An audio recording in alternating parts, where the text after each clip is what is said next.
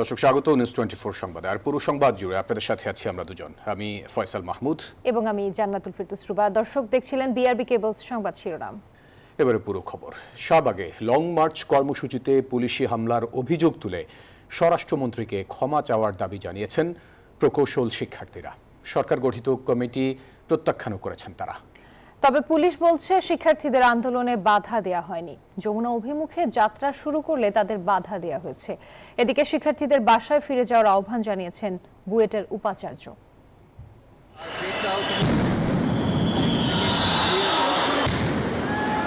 প্রকৌশল বিশ্ববিদ্যালয়ের আন্দোলন অবশেষে সাউন্ড গ্রেনেড আর জল কামান পর্যন্ত গিয়েছে। শিক্ষার্থীরা শাহবাগের অবস্থান থেকে প্রধান উপদেষ্টার বাসভবন যমুনার দিকে অগ্রসর হওয়ার চেষ্টা করলে পুলিশের বাধার মুখে পড়েন। এক পর্যায়ে শিক্ষার্থীদের ছত্রভঙ্গ করার চেষ্টা করে পুলিশ। শুরু হয় ধাওয়া পাল্টা ধাওয়া। পরিস্থিতি নিয়ন্ত্রণে পুলিশ লাঠিচার্জ করে, নিক্ষেপ করা হয় সাউন্ড গ্রেনেড, জল কামানো দাগা হয়। ধাওয়া পাল্টা ধাওয়ার এক পর্যায়ে হোটেল ইন্টারকন্টিনেন্টাল ও শাহবাগ মোড় ঘিরে অবস্থান নেন শিক্ষার্থীরা। শিক্ষার্থীরা বলছেন হামলার ঘটনায় সরকারকে ক্ষমা চাইতে হবে। প্রজ্ঞাপনের মাধ্যমে গঠন করা সরকারি কমিটি প্রত্যাখ্যানের কথাও জানান তারা।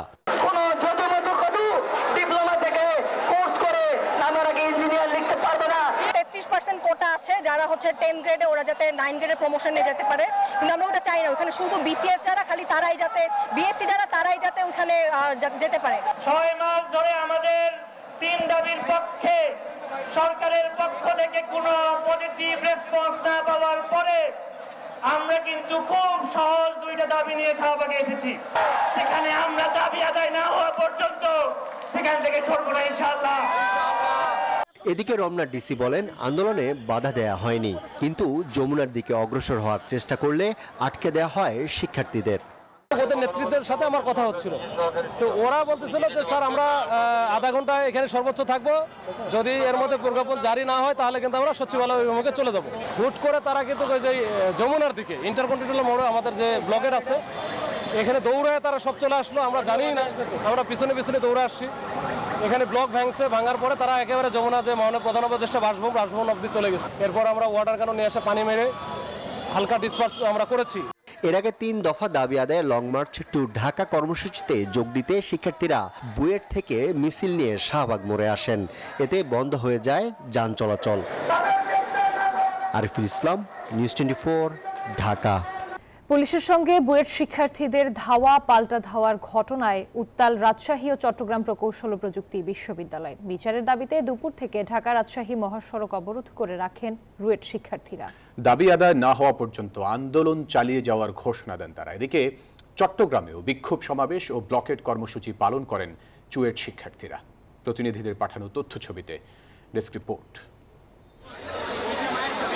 পুলিশের সঙ্গে বুয়েট শিক্ষার্থীদের ধাওয়া পাল্টা ধাওয়ার প্রতিবাদে রাজশাহীর তলাইমারি মোড়ে ঢাকা রাজশাহী মহাসড়ক অবরোধ করেন রুয়েট শিক্ষার্থীরা। শিক্ষার্থীদের অভিযোগ 3 দফা দাবি আদায়ে দীর্ঘদিন ধরে শান্তিপূর্ণ আন্দোলন করলেও তা বাস্তবায়ন হয়নি। হামলাকারীদের বিচার ও 3 দফা দাবি আদায় না হওয়া পর্যন্ত আন্দোলন চালিয়ে যাওয়ার ঘোষণা দেন তারা। এদিকে একই দাবিতে চট্টগ্রামে বিক্ষোভ সমাবেশ ও ব্লকেট কর্মসূচি পালন করেন চট্টগ্রাম প্রকৌশল ও প্রযুক্তি বিশ্ববিদ্যালয়ের শিক্ষার্থীরা। এদিকে মহাসড়ক অবরোধ করায় দীর্ঘ যানজট দেখা দিয়েছে, ভোগান্তিতে পড়েন সাধারণ মানুষ। Desk report, news 24। প্রকৌশল শিক্ষার্থীদের আন্দোলন নিয়ে আরো জানাতে যোগ দিচ্ছেন আমাদের সহকর্মীরা। শাহবাগ থেকে যোগ দিচ্ছেন সহকর্মী জুবাইর সানি। সানি, শাহবাগে এখনকার পরিস্থিতি জানাবেন। শেষ খবর পাওয়া পর্যন্ত আমরা জানতে পেরেছি পুলিশের সঙ্গে শিক্ষার্থীদের ধাওয়া পাল্টা ধাওয়ার ঘটনা ঘটেছে। ধন্যবাদ। শাহবাগে এখন শিক্ষার্থীদের যে চলমান আন্দোলন সেটি চলছে। ঠিক পিছনেই দেখতে পাচ্ছেন যে শিক্ষার্থীরা কিন্তু তাদের যে আন্দোলন সেটি কিন্তু এখনো চালিয়ে যাচ্ছে এবং তারা বলছেন যে তাদের দাবি আদায় না হওয়া পর্যন্ত তাদের এই আন্দোলন চলবে। এবং সংঘর্ষের পরপরই তারা তাদের কয়েকটি দাবি তুলে ধরেছে। এর মধ্যে একটি রয়েছে যে স্বরাষ্ট্র উপদেষ্টা ক্ষমা চাওয়া, এখানে সে ক্ষমা চাইতে হবে, তাদের যে দাবিগুলো রয়েছে সেগুলো মানতে হবে এবং 3 উপদেষ্টা আদিলুর রহমান, আসিফ নজরুল, আইন উপদেষ্টা এবং পরিবেশ উপদেষ্টা রেজওয়ানা, তাদেরকে এখানে এসে তাদের সঙ্গে কথা বলতে হবে এমন বেশ কয়েকটি দাবি তারা করেছেন। এবং একই সঙ্গে যে শিক্ষার্থীদের উপর পুলিশি যে হামলার ঘটনা সেটি তারা বিচারের দাবি জানিয়েছেন এবং একই সঙ্গে জড়িত কর্মকর্তাদের অপসারণ তারা চেয়েছেন।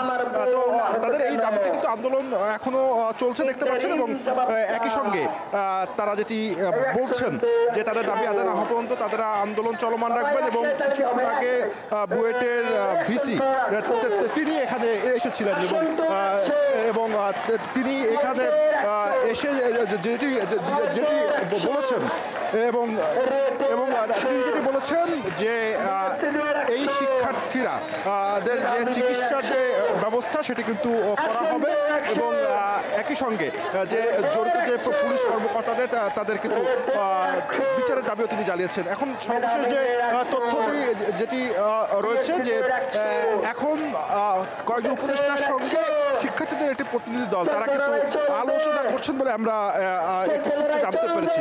এখন সেখান থেকে আসলে সমাধান আসে কিনা সেটি এখন দেখার বিষয়, কিন্তু সরকারের পক্ষ থেকে যে কমিটি করে দেওয়া হয়েছে যে সেই কমিটিকে কিন্তু তারা প্রত্যাখ্যান করেছেন। আমাদের সহকর্মী চট্টগ্রামে রয়েছেন জয়, আমরা তার কাছে জানতে চাবো যে জয়, চট্টগ্রামে হয়তো আন্দোলন হচ্ছে, সেখানকার আসলে সর্বশেষ অবস্থা কি জানাবেন?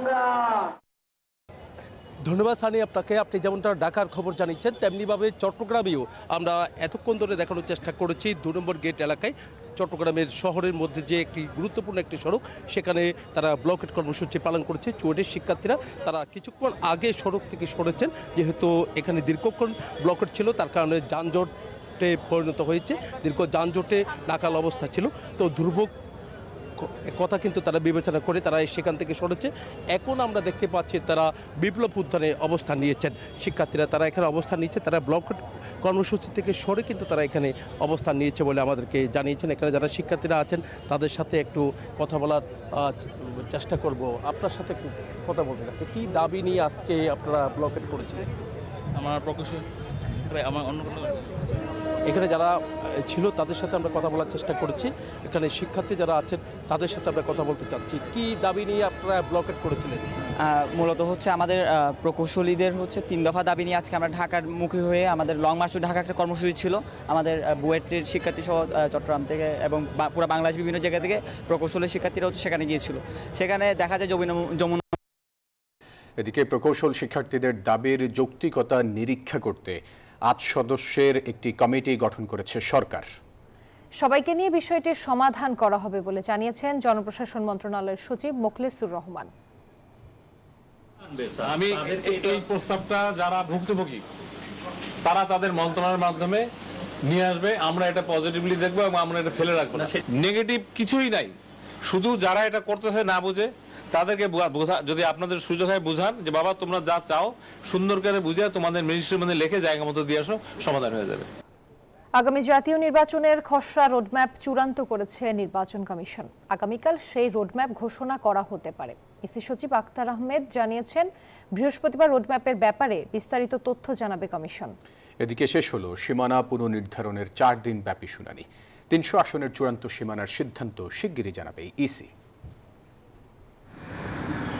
বেশ জোরে সোরেই এগুচ্ছে আগামী জাতীয় সংসদ নির্বাচনের প্রস্তুতি। অন্তর্বর্তী সরকারের পক্ষ থেকে বেশ কয়েকবার স্পষ্ট করা হয়েছে 2026 সালের ফেব্রুয়ারিতেই অনুষ্ঠিত হবে জাতীয় নির্বাচন। 2026 সালের ফেব্রুয়ারি মাসে জাতীয় নির্বাচন অনুষ্ঠানের আয়োজন করেন। সেই ঘোষণা অনুযায়ী প্রস্তুতি এগিয়ে রাখছে কমিশন। এরই মধ্যে নির্বাচনী রোডম্যাপের খসড়া চূড়ান্ত করেছে ইসি, যেখানে ভোটার তালিকা আইনের সংস্কার, অংশীজনদের সঙ্গে সংলাপ, সরঞ্জাম কেনাকাটা, আইন শৃঙ্খলা সভা সহ তফসিলের আগে পরের প্রস্তুতির তালিকা থাকবে।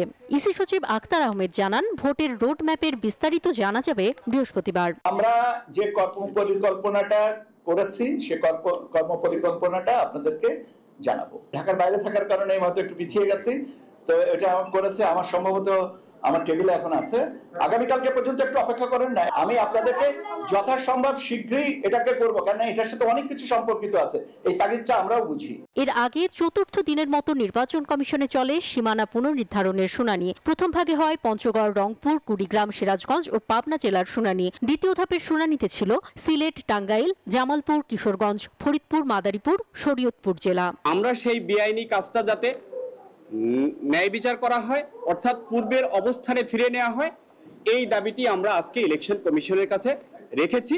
আমরা আগে যে ছিলাম ফরিদপুর 4, সদরপুর 4 প্রদর্শন এবং ভাঙ্গা 5 ওটাই থাকবে। সীমানা পুনরুদ্ধারের যে নীতিমালা আছে, ভৌগোলিক অখণ্ডতা, জনগণের ইচ্ছা এবং প্রশাসনিক সুবিধা, এগুলো সবগুলোকে পদদলিত করে এটা করা হয়েছিল, কারণ ছিল পলিটিক্যাল। শুনানি শেষে ইসি সচিব জানান 33 জেলার 84টি সংসদীয় আসনের শুনানি হয়েছে। 4 দিনের শুনানিতে 1893টি দাবি ও আপত্তি শুনেছে নির্বাচন কমিশন। শীঘ্রই জানানো হবে সীমানার চূড়ান্ত সিদ্ধান্ত। এই যে মতামত যেটা পেয়েছি সেগুলো আমরা লিপিবদ্ধ করেছি এবং লিপিবদ্ধ করে এখন আমরা পর্যালোচনা করে যত সম্ভব শীঘ্রই আমরা চূড়ান্ত তালিকাটা প্রকাশ করব। সংসদীয় আসনের সীমানা পুনর্নির্ধারণের শুনানি শেষে নির্বাচনী প্রস্তুতির দৌড়ে আরও এক ধাপ এগিয়ে গেল নির্বাচন কমিশন। অন্তরা বিশ্বাস, নিউজ 24, ঢাকা। সরকারের ভেতরের একটি মহল নির্বাচন বানচালে কাজ করছে। পাশাপাশি বাংলাদেশের নির্বাচন বানচাল করতে দিল্লিতে শেখ হাসিনাকে এস আলম ২৫০০ কোটি টাকা দিয়েছে বলে অভিযোগ করেছেন বিএনপি মহাসচিব মির্জা ফখরুল ইসলাম আলমগীর। এদিকে জাতীয় প্রেস ক্লাবে এক স্মরণ সভায় এসব অভিযোগ করেন তিনি। তাই জটিলতা তৈরি না করে সংস্কার শেষে ঘোষিত সময়ে নির্বাচন দেওয়ার আহ্বান জানান তিনি। সাবেক প্রধানমন্ত্রী কাজী জাফর আহমেদের 10ম মৃত্যুবার্ষিকী উপলক্ষে জাতীয় প্রেস ক্লাবে এই স্মরণ সভা, যেখানে তার জীবন ও কর্ম নিয়ে আলোচনা করেন রাজনীতিবিদ ও বিভিন্ন শ্রেণী পেশার বিশিষ্টজনরা। কাজী জাফর আহমেদ ভাইয়ের প্রতি এ সময় কাজী জাফর আহমেদের রাজনৈতিক জীবনের নানা দিক তুলে ধরেন বিএনপি মহাসচিব মির্জা ফখরুল ইসলাম আলমগীর। অভিযোগ করেন আগামী নির্বাচন বানচালে নানামুখী ষড়যন্ত্র চলছে। এমনকি প্রধান উপদেষ্টা ফেব্রুয়ারিতে নির্বাচনের ঘোষণা দিলেও সরকারের ভেতর থেকে গণতন্ত্রের পক্ষের শক্তিদের ক্ষমতার বাইরে রাখার চেষ্টা চলছে। কিন্তু দুর্ভাগ্যজনকভাবে আজকে কিছু সংখ্যক রাজনৈতিক মহল অত্যন্ত পরিকল্পিতভাবে নির্বাচনকে বানচাল করার জন্য, নির্বাচনকে ব্যাহত করার জন্য নিত্য নতুন দাবি তুলে তুলেছে। সরকারের ভেতরে একটা মহল, তারা অত্যন্ত সচেতনভাবে চেষ্টা করছে যে এই যারা গণতন্ত্রের পক্ষের শক্তি তারা যেন আসতে না পারে। বিএনপি মহাসচিবের অভিযোগ, ভারতের দিল্লিতে শেখ হাসিনার সঙ্গে বৈঠক করে বাংলাদেশের নির্বাচন বানচাল করার ষড়যন্ত্র করছে এস আলম। একজন ব্যক্তি যিনি বাংলাদেশের বিখ্যাত ব্যাংক লুটের জন্য তিনি ২৫০০ কোটি টাকা দিয়েছেন হাসিনাকে। আমি দেখা করি না এস আলম, এবং পরিকল্পনা করেছেন যে কিভাবে ওই টাকাকে ব্যবহার করে তারা বাংলাদেশে নির্বাচন বন্ধ করবে এবং হাসিনাকে আবার দেশে ফিরিয়ে আনবে। নির্বাচন বিরোধী সব ষড়যন্ত্র প্রতিহত করতে দ্রুত সংস্কার শেষ করে ভোটের পরিবেশ তৈরিতে সরকারের প্রতি তাগিদ দেন তিনি। একই সঙ্গে বর্তমান বাস্তবতায় সবাইকে সজাগ থাকার আহ্বান জানান মির্জা ফখরুল।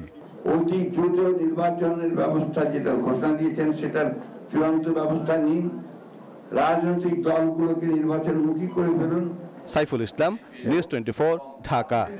ইউটিউবার তৌহিদ আফ্রিদি আটকের পর থেকে বের হচ্ছে একের পর এক চাঞ্চল্যকর তথ্য। ফ্যাসিবাদকে কালচারালি টিকিয়ে রাখার পাশাপাশি নারীদের জিম্মি করে নানা অনৈতিক কাজে লিপ্ত করার বিষয়গুলো উঠে আসছে সামনে। ঠিক যেমনভাবে সামনে এসেছে আলোচিত মুনিয়া ইস্যু। অনুসন্ধানী সাংবাদিক ইলিয়াস হুসাইনের অনুসন্ধানে বেরিয়ে এসেছে মুনিয়ার সঙ্গে আফ্রিদির ঘনিষ্ঠতা। সংশ্লিষ্টরা বলছেন, ফ্যাসিবাদী মিথ্যাকে সত্যের রূপ দিতে আফ্রিদিকে আড়াল করেছিল ডিবি হারুন, আনিসুল হক আর কামাল গংরা। বিস্তারিত ডেস্ক রিপোর্টে। সত্য কখনো চিরকাল গোপন থাকে না, বলা ভালো গোপন রাখা যায় না। সামাজিক যোগাযোগ মাধ্যমে বর্তমানে talk of the town YouTuber Touhid আফ্রিদির নারী ঘটিত নিষ্ঠুরতা তার প্রমাণ। গণমাধ্যমে একজন অসহায় নারীর সাক্ষ্য প্রমাণে উঠে এসেছে নারী লিপসু আফ্রিদির ভয়ঙ্কর কর্মকাণ্ড। মুনিয়া নামে যে একটা মেয়ে আছে, ওর সাথে ওর সম্পর্ক। তো আমি এটা জেনে ওর সাথে আমি একটু রাগারাগি করি, কারণ এটা স্বাভাবিক, আমার একটু খারাপ লাগতেই পারে, আমি যেহেতু ওকে ভালোবেসে ফেলেছি। তো ওকে আমি বলার পরেও আমার সাথে খুব বাজেভাবে রিয়াক্ট নেয়, বলে যে একসময় এরকম বলে যে মুনিয়ার যেরকম অবস্থা হয়েছে আমার ঠিক সেরকম অবস্থা হবে। না, আমি মানে মাত্র ইন্টারকন্টিনেন্টাল থেকে বেরোচ্ছি। হ্যাঁ, আমার কথা হচ্ছে আমি আসতে পারবো, কোনো সমস্যা নেই, কিন্তু আমি একটু ড্রাঙ্ক, তবে হবে না, সমস্যা কি? ভুক্তভোগী নারীকে আফ্রিদির দেয়া এই হত্যার হুমকি প্রমাণ করে মুনিয়া ইস্যুতে তার প্রত্যক্ষ ও পরোক্ষ সংশ্লিষ্টতা রয়েছে। কিন্তু শুরু থেকেই আফ্রিদিকে আড়াল করা হয়েছে সকল রকম অভিযোগ ও তদন্ত থেকে। এই কাজের মাস্টার মাইন্ড হিসেবে কাজ করেছে ডিবি প্রধান তথা ভাতের হোটেলের হারুন, বাংলার কসাই খ্যাত সাবেক স্বরাষ্ট্রমন্ত্রী আসাদুজ্জামান খান কামাল, সাবেক আইনমন্ত্রী আনিসুল হক ও তার কথিত প্রেমিকা তৌফিকা করিম সিন্ডিকেট। বাংলাদেশের ইতিহাসে দ্রুততম সময়ে মুনিয়া হত্যা মামলা দায়ের ও পরবর্তী 14 ঘন্টার মধ্যে এ বিষয়ে আদালতের নির্দেশ আসে। এসবই ছিল কামাল, হারুন, আফ্রিদি গংদের ক্ষমতার তেলেসমাতি। এমন কোনো অপরাধ নেই যা এই সিন্ডিকেট অর্থের জন্য করেনি। মুনিয়ার সাথে আফ্রিদির অডিও ফাঁস হওয়ার পর একটা জিনিস সকলেই চিন্তা করছে, মুনিয়ার সাথে পরিচয় ও ছবি থাকার কারণে যদি কাউকে অপরাধী হিসেবে তালিকাভুক্ত করা হয়, তবে মুনিয়ার সাথে এত ঘনিষ্ঠ কথোপকথন থাকার পরেও সন্দেহের তালিকায় কেন ছিল না আফ্রিদি? শুধু তাই নয়, ঘটনার দিন মুনিয়া ও তার বোন তানিয়ার সাথে ফোনালাপ হয় ইফতারের পর শপিং এ যাওয়ার। ইফতারের পর তানিয়া এসে দেখে মুনিয়া আত্মহত্যা করেছে। মাগরিবের পর ঘটা একটি ঘটনা এশার নামাজের আগেই হত্যা মামলায় রূপ নেয়। বাংলাদেশে এর আগে এত দ্রুত সময়ের মধ্যে মামলার ঘটনা দ্বিতীয়টি নেই। এছাড়াও নিহতের পরিবার মামলা করতে ইচ্ছুক ছিল না বলেও জানা যায়। তবে কারা তাদের প্ররোচিত করল? বিশেষ গোষ্ঠীটি কি এই আত্মহত্যাকে পুঁজি করে ব্যবসা করতে চেয়েছে? এদিকে ভোরের আলো ফোটার আগেই মামলার আসামি হয়ে যান সায়েম সোবাহান আনভীর। আদালত থেকে আসে দেশ ত্যাগের নিষেধাজ্ঞাও। আইনের এত দ্রুত বাস্তবায়নের নেপথ্যে নায়ক স্বয়ং সাবেক আইনমন্ত্রী আনিসুল হক, যিনি আফ্রিদি হারুন কামাল সিন্ডিকেটের অন্যতম সদস্য।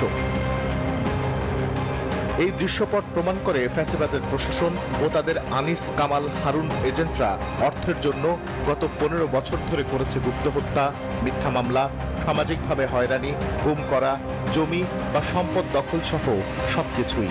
যারা এর শিকার তারা বিচার চাইবে কার কাছে? Desk report, news 24। আবারও স্বাগত। দেখছেন নিউজ 24 সংবাদ। ডাকসু নির্বাচনকে কেন্দ্র করে প্রচারণার উত্তাপে আজও মুখরিত ছিল ঢাকা বিশ্ববিদ্যালয় ক্যাম্পাস। প্রার্থীদের পদচারণায় ভিন্ন আমেজ ক্যাম্পাসে। 9 সেপ্টেম্বর অনুষ্ঠিতব্য এই নির্বাচনকে ঘিরে প্রার্থীরা ভোটারদের কাছে নিজেদের ইশতেহার তুলে ধরে ব্যালট নাম্বারে চান ভোট। তবে প্রচারণার শুরুতেই আচরণবিধি লঙ্ঘনের পাল্টাপাল্টি অভিযোগ উঠেছে বিভিন্ন প্যানেল ও স্বতন্ত্র প্রার্থীদের বিরুদ্ধে। ডাকসু নির্বাচনের প্রচারণার দ্বিতীয় দিনে সকাল থেকেই ক্যাম্পাসের প্রতিটি কোণে নির্বাচনী আমেজ। মধুর ক্যান্টিন, টিএসসি, কলাভবন সহ সর্বত্রই প্রার্থী ও তাদের সমর্থকদের আনাগোনা। প্রার্থীরা ব্যস্ত নিজ নিজ ইশতেহার ভোটারদের কাছে তুলে দিতে। অন্যদিকে ডাকসু ফর চেঞ্জ এবং প্রতিরোধ পর্ষদ অভিযোগ করেছে যে নির্বাচনে এখনো সবার জন্য সমান সুযোগ তৈরি হয়নি। অভিযোগ, কয়েকটি বিশেষ প্যানেল প্রচারণায় বাড়তি সুবিধা পাচ্ছে। আজকে 24 ঘন্টা হয়ে গেছে, এখন পর্যন্ত এই নির্বাচন কমিশনার কোনো সিদ্ধান্ত দিতে পারতেছে না। ফোন বন্ধ, কল দিলে কল ধরে না। এখানে বাকচাষ বলেন, ছাত্র শিবির বলেন, ছাত্র দল বলেন, এরা একটা অ্যাডভান্টেজ পাচ্ছে। এবং তার বাইরেও আমরা দেখতে পাচ্ছি যে স্বতন্ত্র নামে যাদেরকে আমরা এখানে চিনতেছি, উমামা ফাতেমার প্যানেল, তাদের বিরুদ্ধেও নানান রকম অভিযোগ আছে। আমরা দেখেছি শুধুমাত্র নির্বাচন কমিশনের আচরণবিধি সেট করার মধ্যে সীমাবদ্ধ থাকেন, কিন্তু কে আচরণবিধি লঙ্ঘন করলো, কে কি করলো সেটা তাদের দর্তব্যের বিষয় না। এদিকে বিকেলে রেজিস্ট্রার্ড বিল্ডিং এর সামনে ক্যাম্পাসের সমসাময়িক বিষয় নিয়ে সংবাদ সম্মেলন করে শিবির সমর্থিত প্যানেল ঐক্যবদ্ধ শিক্ষার্থী জোট। নির্বাচন কমিশনকে আগের দিন ফোন দিয়ে বলেছিলাম যে আমরা কি এরকম পারবো কিনা, যে ফ্রেমে লাগিয়ে ব্যানার লাগাতে পারবো কিনা, যেহেতু ইউনিভার্সিটি স্থাপনা ক্ষতি করবো না, আমরা নিজেরাই ফ্রেম বানাবো, ফ্রেমে স্ট্যান্ড বাই সেগুলো লাগাবো। তখন বলছিল যে হ্যাঁ তোমরা পারবা। কেন যেন কোথেকে যেন ওহি আসে, হঠাৎ করে রাত 3টা বাজে 1টা বাজে সার্কুলার দেয়। ঠিক এখানেও সেম, হঠাৎ করে গভীর রাতে নোটিশ আসছে যে সবগুলো সরিয়ে ফেলতে হবে। ছাত্রদল সমর্থিত প্যানেল এদিন কিছুটা নিভৃতে প্রচারণা চালিয়েছে। নির্বাচন কমিশনে গিয়ে বুথ বাড়ানো এবং সাইবার নিরাপত্তা নিশ্চিত করা সহ বিভিন্ন দাবিতে একটি অভিযোগপত্র জমা দেয় তারা। হল সংসদ এবং ডাকসু দুটা মিলিয়ে প্রায় 41টি ভোট দিতে হবে। প্রতিটা ভোটারের প্রায় 8 থেকে 10 মিনিট সময় লেগে যেতে পারে। তো এইটা নিয়ে ছেলেদের মেয়েদের মধ্যে আতঙ্ক এবং শঙ্কা কাজ করছে যে 8-10 মিনিট লাগবে ভোট দিতে, একটা ভোট কেন্দ্রে এত হাজার ভোটার, আর একটা হচ্ছে যে আমরা কিভাবে এই ভোটটা দিব এত অল্প সময়ের মধ্যে। যেই সময় আমাদের দরকার ছিল প্রচারণা করা, শিক্ষার্থীদের কাছে যাওয়ার, কিন্তু দিনের বড় একটি অংশ কেটে যাচ্ছে এই লেভেল প্লেইং ফিল্ড নষ্টের অভিযোগ দিতে দিতে, কিন্তু কোনো প্রতিকার আমরা দেখছি না। আপনারা দেখেছেন গতকালকে আনুষ্ঠানিক প্রচারণার শুরুতেই ঢাকা বিশ্ববিদ্যালয়ের বিভিন্ন ছাত্র সংগঠন এবং স্বতন্ত্র প্রার্থীরা আচরণবিধি সুস্পষ্টভাবে লঙ্ঘন করেছে বিভিন্ন ব্যানার, পোস্টার, ফেস্টুন লাগিয়ে। 24 ঘন্টা পেরোলো, এখন পর্যন্ত কিন্তু আমরা সেই ব্যানার, ফেস্টুন দেখতে পাচ্ছি। ভিপি প্রার্থী জালাল আহমেদ ওরফে জালামুই জালালের বিরুদ্ধে হত্যা চেষ্টার গুরুতর অভিযোগ বিষয়ে জানতে চাইলে নির্বাচন কমিশন জানান, আনুষ্ঠানিক অভিযোগ পেলে খতিয়ে দেখে ব্যবস্থা নেওয়া হবে। মামলা হোক যেটাই হোক, আমাদের কাছে আগে তার বিরুদ্ধে অভিযোগটা আসতে হবে। হল থেকে এই পর্যন্ত কোনো অভিযোগ আমাদের কাছে আসে নাই। আমরা গতকাল আচরণবিধি লঙ্ঘনের টাস্ক ফোর্স গঠন করেছি। সেখানে যদি তার বিরুদ্ধে অভিযোগটা আসে, টাস্ক ফোর্স বসে সিদ্ধান্ত নেবে। নির্বাচনী আচরণবিধি লঙ্ঘনের বিভিন্ন অভিযোগের প্রেক্ষিতে সক্রিয় ছিল কমিশন। প্রার্থীদের প্রচারণায় ব্যবহৃত পিভিসি, কাপড় বা অন্যান্য মাধ্যমে তৈরি ব্যানার, ফেস্টুন ও বোর্ড সরানো হয় কমিশনের নির্দেশে। আমরা আজকে আদেশ পেয়েছি, সেই আদেশ অনুযায়ী আমরা এটা সরিয়ে নিচ্ছি। নির্বাচন কমিশন আমাদেরকে এমন আদেশ দিয়েছে। চূড়ান্ত তালিকা অনুযায়ী এবারের ডাকসু নির্বাচনে কেন্দ্রীয় 28টি পদের জন্য মোট 471 জন প্রার্থী প্রতিদ্বন্দ্বিতা করছেন, আর হল সংসদে প্রতিদ্বন্দ্বিতা করবে 1035 জন প্রার্থী। আল মোহাইমিনুল খান, নিউজ 24, ঢাকা। তত্ত্বাবধায়ক সরকার ব্যবস্থার স্থায়ী সমাধানে বাতিলের রায়ের বিরুদ্ধে আপিলের অনুমতি দিয়েছেন আপিল বিভাগ। বুধবার শুনানিতে সর্বোচ্চ আদালত বলেন, এই ব্যবস্থা নিয়ে কার্যকর সমাধান চান তারা। অ্যাটর্নি জেনারেল বলেন, এই ব্যবস্থা বাতিল করা ছিল ক্যান্সারের মতো। সব পক্ষেরই আশা, গণতন্ত্রকে সুসংহত করতে আবারও ফিরবে তত্ত্বাবধায়ক সরকার ব্যবস্থা। দেশের গণতান্ত্রিক ভিত্তিকে ভেঙে দিয়ে গায়ের জোরে একের পর এক বিতর্কিত নির্বাচন আয়োজন করে অবৈধভাবে ক্ষমতায় ছিল ফ্যাসিস্ট সরকার। কখনো বিনা ভোটের নির্বাচন, কখনো দিনের ভোট রাতে, কিংবা আমি আর ডামির নির্বাচন করে গণতন্ত্রকে পাঠায় নির্বাসনে। নিজেদের ক্ষমতা পাকাপোক্ত করতে সর্বোচ্চ আদালতের মাধ্যমে বাতিল করে তত্ত্বাবধায়ক সরকার ব্যবস্থা। তবে আবারও ফিরতে পারে এই বিধান। বুধবার এ বিষয়ে আপিলের অনুমতি দেন সর্বোচ্চ আদালত। বলেছেন যে পেপার বুক ডিসপেন্স উইথ, এবং আগামী 21শে অক্টোবর টপ আইটেম হিসাবে এই আপিলটি শুনানি হবে। প্রধানমন্ত্রী বেগম খালেদা জিয়া সংবিধানের নির্দলীয় তত্ত্বাবধায়ক সরকার ব্যবস্থার যে বিধান রেখেছিলেন বিগত শেখ হাসিনা সরকারের সময়, সেটি বাতিল করার কারণে জনগণ এই ভোটাধিকার থেকে বঞ্চিত হয়েছে। বলা হয়েছে এটি নাকি অগণতান্ত্রিক সরকার। এই 90 দিনের অগণতান্ত্রিক সরকার মানতে না পারার কারণে 15 বছর স্বৈরশাসক এবং অগণতান্ত্রিক ব্যবস্থার সঙ্গে থাকতে হয়েছে। শুনানিকালে প্রধান বিচারপতি বলেন, তত্ত্বাবধায়ক সরকার ব্যবস্থা নিয়ে কার্যকর সমাধান চায় আপিল বিভাগ। প্রশ্ন তোলেন, যদি এখন তত্ত্বাবধায়ক ফিরিয়ে দেয়া হয় তবে এটি কবে থেকে কার্যকর হবে? জবাবে অ্যাটর্নি জেনারেল বলেন, কার্যকরে আপিল বিভাগ চাইলে নতুন করে পর্যবেক্ষণ দিতে পারে। ত্রয়োদশ সংশোধনের যে রায়, এটা একটা অন্তরায়, এটা ক্যান্সারের মতো আছে। এইটা আমাদের আইনের বই থেকে বের হওয়া দরকার। এই রায় বাতিল হওয়া দরকার, এবং যদি বাতিল হয় তাহলে বাংলাদেশের গণতন্ত্র সুসংহত করার ক্ষেত্রে একটি ঐতিহাসিক পদক্ষেপ হবে। তত্ত্বাবধায়ক সরকারের বিধান বাতিল করে গণতন্ত্র ধ্বংসকারী সাবেক প্রধান বিচারপতি খায়রুল হকের শাস্তির দাবি জানান অ্যাটর্নি জেনারেল। আপিলের অনুমতি দিয়ে শুনানির জন্য আগামী 21 অক্টোবর দিন ধার্য করেছেন আপিল বিভাগ। আমরা বাংলাদেশের মানুষের দীর্ঘস্থায়ী গণতান্ত্রিক পথে নেওয়ার জন্য তত্ত্বাবধায়ক সরকারে ফিরে যেতে চাই। মাহমুদুল হাসান, নিউজ 24, ঢাকা। 24-এর গণঅভ্যুত্থানে জামালপুরে আহত নিহত 16 পরিবারের পাশে দাঁড়িয়েছেন বিএনপির ভারপ্রাপ্ত চেয়ারম্যান তারেক রহমান। নগদ অর্থ অটোরিকশা বিতরণ অনুষ্ঠানে বিএনপি নেতারা বলেন, গণতন্ত্র মানবতা প্রতিষ্ঠায় তারেক রহমান যে দৃষ্টান্ত তৈরি করেছেন তা অনুকরণীয়।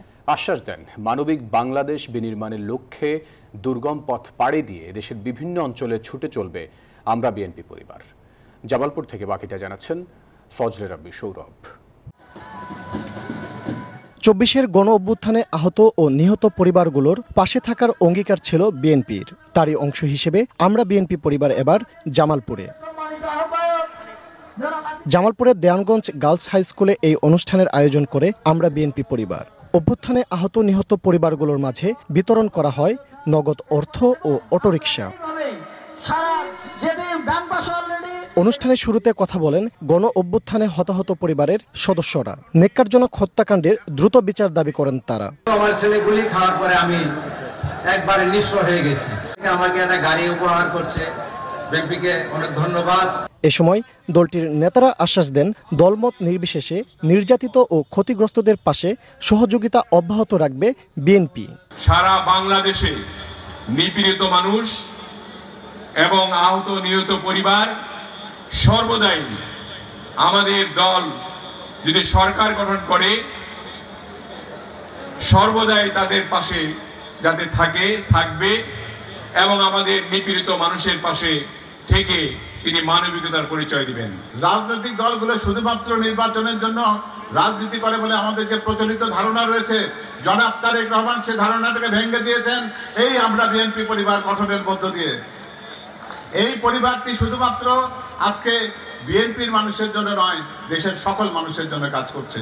জনাব তারেক রহমানের নির্দেশে আমরা বিএনপি পরিবার ছুটে চলেছি বাংলাদেশের টেকনাফ থেকে তেঁতুলিয়া, রূপসা থেকে পাথুরিয়া পর্যন্ত।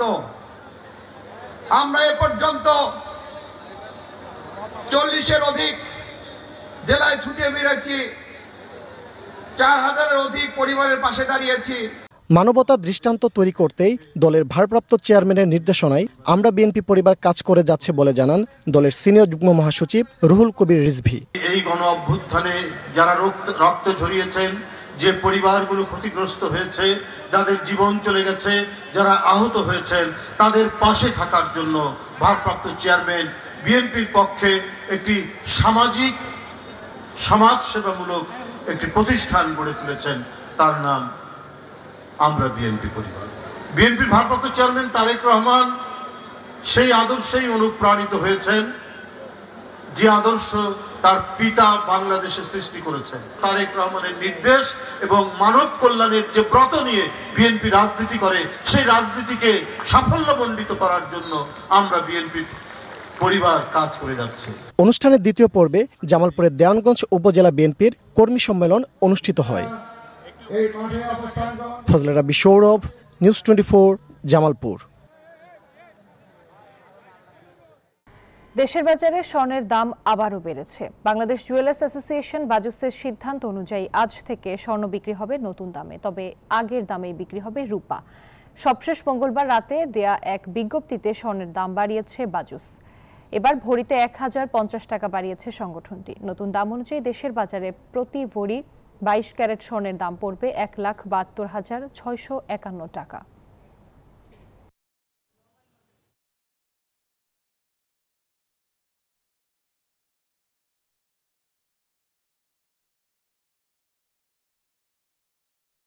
অবশেষে কার্যকর হলো ভারতীয় পণ্যের ওপর ডোনাল্ড ট্রাম্পের আরোপিত 50% শুল্ক।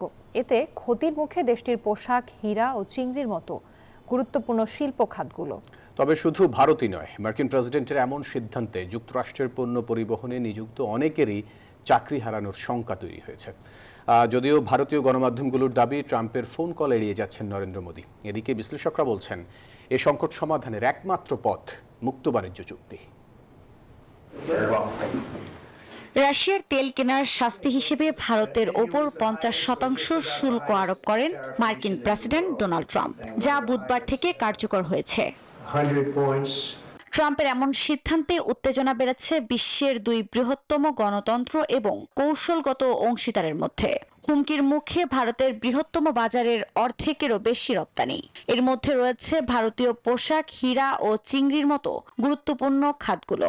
এতে 48 বিলিয়নের বেশি লোকসানের মুখে পড়তে পারে মোদির দেশ। এ পরিস্থিতিতে চাকরি হারানোর শঙ্কায় রয়েছেন অনেকে। यूएस में जो तो थोड़े मोड़े काम আমেরিকা থেকে আমাদের সব অর্ডারই এখন বাতিল। গ্রাহকরা আমাদের আগের অর্ডার বন্ধ করতে বলেছেন। অনেক কারখানা রয়েছে যারা সম্পূর্ণরূপে মার্কিন বাজারের উপর নির্ভরশীল ছিল, তারা সব কাজ বন্ধ করে দিয়েছে। जो भी ऑर्डर थे उन लोगों ने बोला कि सीधे এতে সবচেয়ে বেশি দিশেহারা ছোট ব্যবসায়ীরা।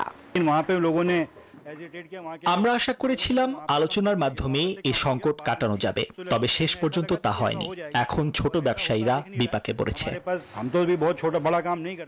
তবে ট্রাম্পের এমন সিদ্ধান্তে শুধু ভারতই নয়, ক্ষতির মুখে পড়বে মার্কিন প্রশাসনও। ভারতীয় একাধিক গণমাধ্যমের প্রতিবেদনের তথ্য বলছে, এর শুল্ক যুক্তরাষ্ট্রের পণ্য সরবরাহকে বাণিজ্যিকভাবে অকার্যকর করে তুলতে পারে। এতে চাকরির বাজার ছোট হবে এবং অর্থনৈতিক প্রবৃদ্ধি হবে ধীর। এ পরিস্থিতিতে ট্রাম্পের ফোন কল এড়িয়ে চলছেন মোদি, এমন প্রতিবেদন প্রকাশ করল এনডিটিভি। এদিকে দুই দেশের মধ্যে মুক্ত বাণিজ্য চুক্তিতেই সমাধান দেখছেন ভারতীয় সাবেক বিদেশ সচিব এবং রাজ্যসভার সাংসদ হর্ষবর্ধন শ্রিংলা। দ্রুতই এ সংকট সমাধান হবে বলেও আশাবাদী তিনি। আফরিন মৌ, নিউজ 24। দর্শক, এই ছিল নিউজ 24 সংবাদে। এতক্ষণ সাথে থাকার জন্য ধন্যবাদ।